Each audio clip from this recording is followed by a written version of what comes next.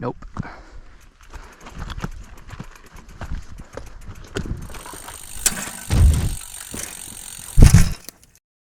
I had to come back to ride to the top of Coldwater Trail. The last time I rode all the way up this, the view was totally socked in and I didn't get to see a view of St. Helens Lake, which is literally the only reason you would climb all that distance. Also, since I've gotten into ham radio again since the last time I rode this, I had to climb to the top of Coldwater Peak in addition so that I could make some contacts and activate the summit for summits on the air. More on that later. Normally, the ride starts at the parking lot at the bottom of the 230A, the South Coldwater Trailhead, but the road to Johnston Ridge is closed right now because of an enormous landslide, and that meant that I had to park about a mile from the trailhead at the Hummocks Trailhead. It was fine. It was only a mile of relatively flat road until you get here to the South Coldwater Lake Trailhead, which is where you should park when the road is not closed. This ride is an out and back, and it's fine. You can ride out and backs. It's fine. If you add in Coldwater Peak, it ends up being 15.6 miles with about 3,700 feet of elevation gain. The trail wastes no time in kicking your butt, though, gaining 1,000 feet in the first 2 miles with an average grade of 11.1%. You'll probably end up walking your bike up a lot of sections in here if you're a mere mortal, and normally that would be okay, but vegetation grows fast and aggressive in here, which makes things pretty challenging anytime you have to get off the bike. All of that said, the best bike for this trail is a mid-fat hardtail. Do you remember mid-fat hardtails? Remember when those were a thing? Anyway, they're still a thing. Yeah, it's a perfect bike for this ashy pumice volcano blast debris stuff. A full suspension bike is overkill for this trail. Choice of bike notwithstanding, the first section is just preview. It's just a preview of hardships to come. Before we find out about those hardships, I'd like to remind you to like, subscribe, and navigate to patreon.com/voiceovertrails and consider supporting my channel. It feels great to contribute to opinionated informational content. This whole area is a unique blast zone landscape, but mostly what I remember from every time I've climbed this is that the trail in this first couple of miles of climbing sort of feels like a nuisance. It just never quite turns into something where you can find a climbing rhythm and just pedal. There's always something getting in your way. If you're able to come up here on a weekday, at least that something won't be hikers. You'll have it mostly to yourself. But you do get some pretty decent views of Coldwater Lake from up here, a lake that is completely human-made, by the way. Folks seem to be under the impression that the entire area inside the Mount Saint Helens National Monument was just left completely alone to recover after the blast, but nothing could be further from the truth. They dammed up Coldwater Creek to create this lake, and they also dug an 8-mile tunnel from Spirit Lake to keep it drained below the sediment pile left by the eruption, so that the town of Tootle downriver wouldn't get annihilated by a flood. Anyhow, you'll also discover some old logging equipment up here, like this collapsed capstan and traction cable. Moving further up the hill, you'll find more abandoned machinery. Fortunately for the loggers, the eruption happened on a Sunday, so they weren't here when their equipment got buried. The eruption wasn't supposed to make it all the way over here, by the way. The volcanologists didn't think the mountain would blow out to the side the way that it did. I've been coming to this trail off and on for about 10 years now, and I can see differences in how much the vegetation is recovering. In another few hundred years, there won't be a trace of the eruption. It'll look just like timeless forest again. When you get to this sand pit on the shoulder of the ridge, you'll get about 150 feet of downhill with a whole bunch of brushed-in trail and very sketchy tread. The trail isn't in the greatest shape here, but it really isn't anywhere on this mountain. Just be patient, though, because it does get much worse.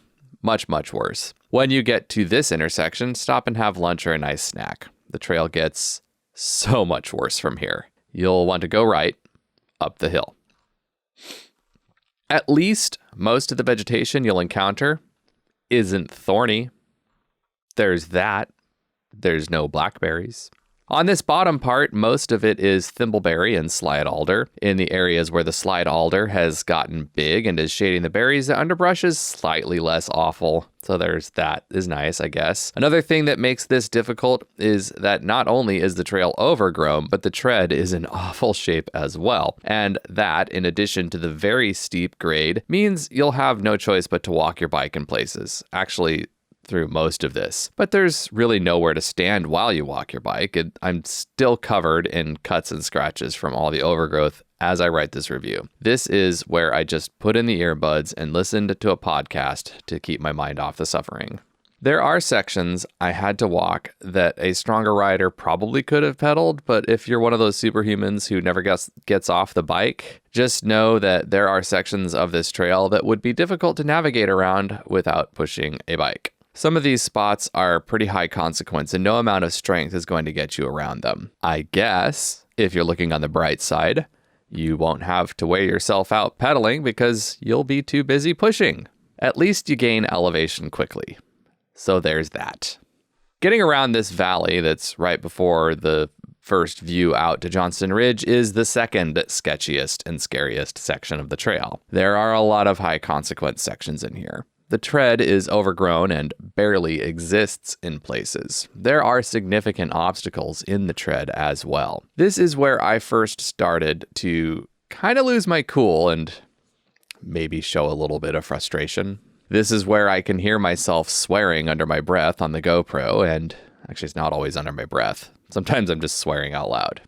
Anyway, this is only 2,000 feet of elevation gain into the ride. It's like halfway, a little more than halfway. There's still 1,700 feet of awful climbing to go after this. This sand pit in a saddle is the intersection with the Blast Zone Butte Trail, and also another great place to stop for lunch. Actually, if you're not crazy, it's a really good place to just turn around, and it's really where you should turn around. You won't, but it's where you should turn around, unless you really, really want to get to the peak. Look around you. I saw a herd of elk in the valley below. It's really pretty, and you can see the Johnston Ridge Observatory. This second part of the ride is a lot like the first part of the ride, but steeper and worse. Every problem encountered up until this part comes with a difficulty multiplier. The grades are steep, the trail is narrow, and the tread is quite degraded. The soil is slippery, and my arms were getting tired from holding the bike upright. There's just no easy way around this nightmare. That's not to say there aren't some sections up here where you can pedal, it's just to say that there certainly aren't many, and you'd better be careful because washouts can sneak up on you if you're not paying attention. And it's a long way down in some of these places. The last time I rode this trail with a friend, we stopped right here. We didn't know if this is where the view was or not because it was completely socked in. That was a real bummer because it's about 2,800 feet of climbing to get here, and with the additional climbing on the return trip, that equals out to 3,000 feet of climbing just to see fog. There's another 100 feet of descent to get to the next intersection on this, the sketchiest, scariest, and genuinely most dangerous section of this ride. This is getting very close to the part of the boundary trail where bikes are forbidden, and that's actually with good reason because it gets really dangerous in here. There is not a lot of tread clinging to the side of the mountain, but when you come around this corner, there is St. Helens Lake. It's a beautiful, deep blue bucket of water hiding out in the hills over here, and there really isn't any other way to see it without hiking or biking up this trail.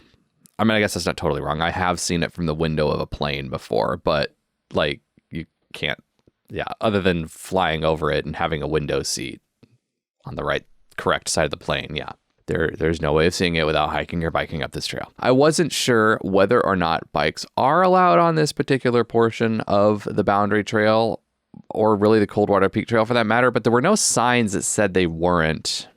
That doesn't mean there hadn't been signs. Sometimes they fall down. But anyway, it looked relatively safe, and there was no signage informing me otherwise, so I proceeded. It's about a half mile to the intersection with the Coldwater Lake Trail from here. This section of trail was actually in surprisingly good shape and downright pedal friendly.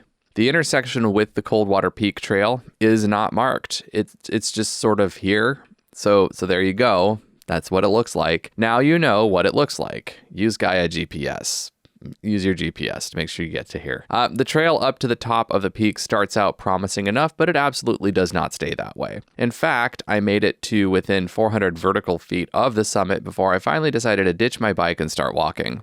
This was just not going to work for me, not with all the vegetation. Trail's so grown in. It's just ridiculously brushed in. I'm glad I gave up when I did, because at this point I would have been too tired to get my bike over this tree anyway.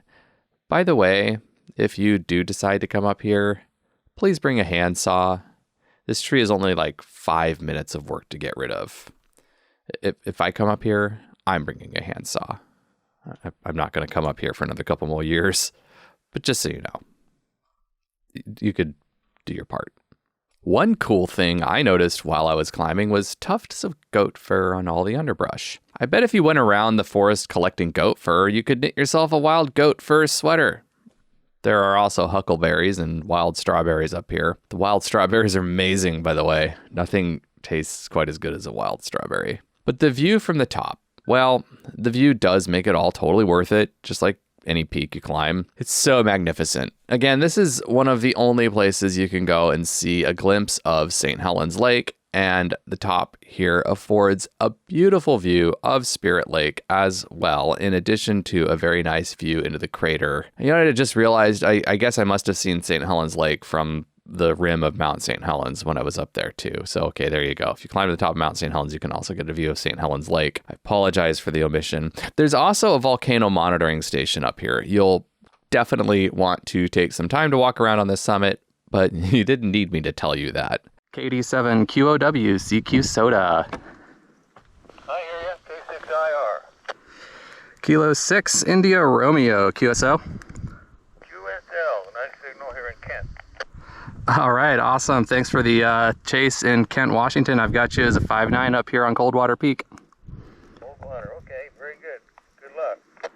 Thanks in 7.3 Kilo. And now for the real reason I came to this summit in the first place. I was carrying probably about 5 pounds or so of radio gear in my backpack for this entire trip, compounding my misery so that I could earn points for activating the summit for Summits on the Air, an amateur radio activity where we take our radios to various summits and make contacts. If we make 4 contacts, we get points for the summit.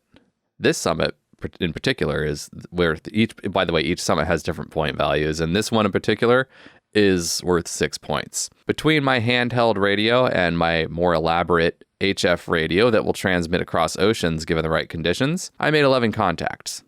This is an absurd hobby. Mountain biking is an absurd sport. Check out my other YouTube channel, KD7QOW, if you're curious about this other absurdity. Now for a couple of notes about the descent. Obviously, it's a lot faster than the climb, but you should still budget about an hour for this because there's about 300 feet of climbing inside that descent, and because the trails in here are awful.